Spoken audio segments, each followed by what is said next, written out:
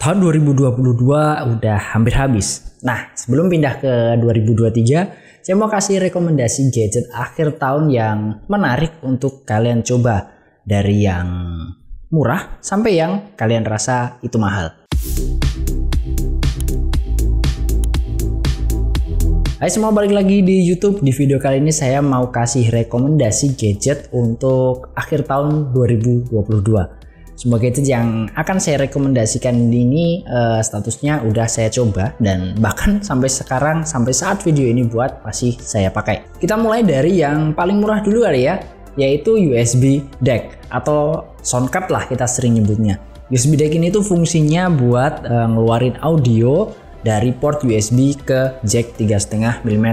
Jadi buat kalian yang masih punya handphone, kalian yang punya handphone nggak ada jack 3,5 mm nya, kalian bisa pakai DAC ini. Nggak cuma di handphone, ini bisa dipakai di PC, di laptop, Mac, bahkan iPad. Dan untuk hasil suaranya itu cenderung ke arah bright dengan bass yang nggak terlalu dominan. Terus untuk suara vokal dia masih enak untuk didengar dan instrumennya itu masih jelas. Separasi dan stagingnya juga cukup oke untuk barang yang harganya cuma 125.000. Berikutnya adalah sebuah lampu. Ini adalah Ulanzi iLight RGB tentunya.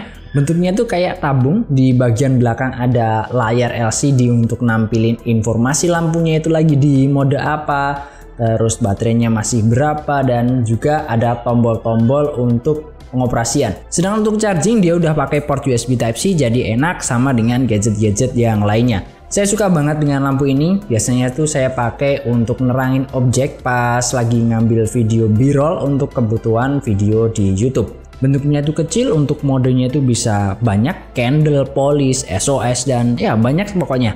Enaknya lagi ini lampu udah magnetik, jadi bisa ditempel ke rak atau meja atau stand, dan itu sangat enak dan mudah banget. Dan tentunya fitur andalan untuk saya dari lampu ini adalah bisa jadi emergency pada saat listrik rumah dimatiin sama PLN.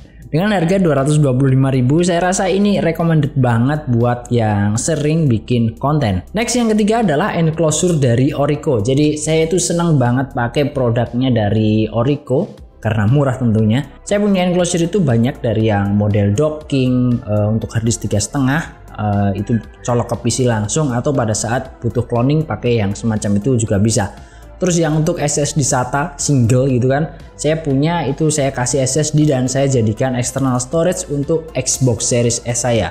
Selain itu, saya punya enclosure untuk M.2 SATA yang selama ini saya pakai untuk jadi external storage di iPad mini 6 saya.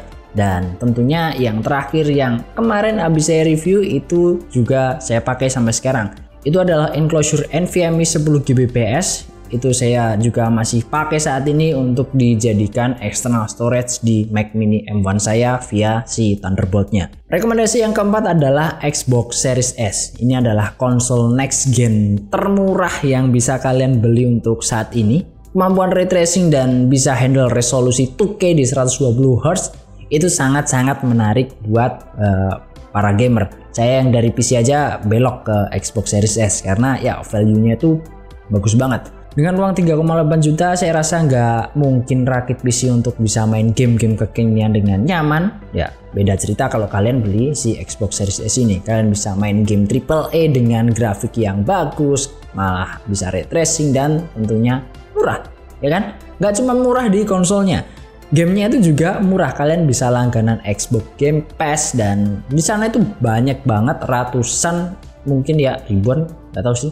Library gamenya pokoknya banyak. Dan kalau di Game Pass nggak ada, kalian bisa beli gamenya pakai region Lionel Messi, ya Argentina. Dan harga sangat murah pada saat video ini dibuat. Kalau berikutnya lebih murah, ya semoga aja ya. Nah, berikutnya rekomendasi yang kelima, banyak banget ya, udah sampai kelima. Untuk melengkapi si Xbox, kalian perlu controller. Udah dapet sih pas di paket pembeliannya, cuman kalau mau main berdua sama anak atau istri, kalian perlu beli lagi satu controller tentunya. Dan nggak cuma bisa main di Xbox, controller ini juga saya rekomendasiin karena bisa dipakai untuk main di PC ataupun di iPad. Bentuknya yang ergonomis, itu menurut saya sangat enak dan nyaman untuk dipakai main game dalam jangka waktu yang lama. Dan sepengalaman saya, ini kontrolernya itu awet banget. Saya punya controller Xbox One S itu kalau nggak salah tahun 2018. Dan sampai sekarang itu nggak rusak-rusak dan masih dipakai main sama anak saya. Rekomendasi yang keenam adalah iPad mini 6. Ini adalah tablet yang sangat-sangat saya rekomendasikan untuk sekarang karena ukurannya itu bisa dibilang sweet spot. Nggak terlalu gede dan ya nggak terlalu kecil. Kalian nggak akan pegel ketika main game dengan waktu lama pakai si iPad mini. Karena ya itu nggak berat bobotnya. Cukup lega untuk ngedit video dengan timeline yang banyak, terus nggak berasa kebesaran pas dibawa keluar rumah, bisa masuk ke tas kecil. Untuk performa jangan ditanya, iPad mini 6 ini udah pakai chipset A15 Bionic. Selain itu untuk desain juga udah ngikutin si kakak-kakaknya, dia udah pakai flat design dan tentunya portnya udah USB Type-C. Rekomendasi yang ketujuh untuk pelengkap si iPad mini saya rekomendasikan adalah pensilnya. Bukan Apple Pencil karena mahal dan nggak kepake juga fiturnya di saya. Yang saya rekomendasikan ini dari brand namanya Gojodok. Saya pakai pennya yang generasi ke-12 untuk coret-coret, nulis, note, terus gambar dan ya kerjaan basic sebuah stylus. Ini udah lebih dari cukup. Kalau kalian pengen beli, kalian bisa ambil yang generasi ke-13 aja ya, karena itu yang lebih terbaru. Untuk rekomendasi yang ke-8, itu adalah sebuah mesin editing dan komputerisasi saya. Baru-baru ini saya itu pakai Mac Mini M1. Yang saya punya ini base model dengan RAM 8GB dan internal storage 256. Buat kalian yang udah punya keyboard, terus kalian punya mouse, monitor karena selama ini kalian pengguna PC Windows dan pengen migrasi ke macOS atau sekedar icip-icip, saya rasa bukan MacBook Air pilihannya ya, karena Mac Mini M1 ini ya pilihan yang paling murah untuk saat ini. Desainnya itu simple, kecil dan elegan, gak makan banyak tempat, bisa bikin look setup kalian itu makin estetik. Dan tentunya untuk performa yang sangat-sangat mumpuni untuk kelas harganya. Kalian bisa ngedit video 4K dengan lancar di Mac Mini M1, untuk multitasking itu cepat dan tentunya hemat daya. Belum lagi kalau kalian berada di ekosistemnya Apple. Ini akan sangat-sangat nyaman banget dalam menunjang pekerjaan kalian sehari-hari. Buat yang pengen nonton video first impression saya tentang Mac Mini M1, cek aja karena saya udah pernah bikin videonya. Rekomendasi yang ke-9 karena Mac Mini M1 itu punya port yang terbatas dan nggak kayak PC yang portnya itu banyak banget. Saya punya rekomendasi dongle dari PX yaitu PX UCH18. Ini adalah dongle USB-C. Dia itu punya port HDMI, terus 3 USB-A, terus 1 USB-C untuk power delivery 100 watt. Ada port LAN, ada micro SD dan tentunya SD card untuk yang full size. Untuk review lengkap PX UCH18 saya juga udah pernah bikin videonya, silahkan kalian cek aja.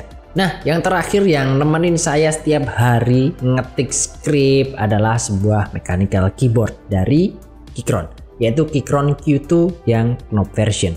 Ini adalah sebuah mechanical keyboard yang bisa di custom. Di sini saya pakai switch dari Jowick Black Ultimate. Terus untuk keycaps itu pakai bawaan punya MagSwitch 67-nya Fantech karena ada layout Mac-nya.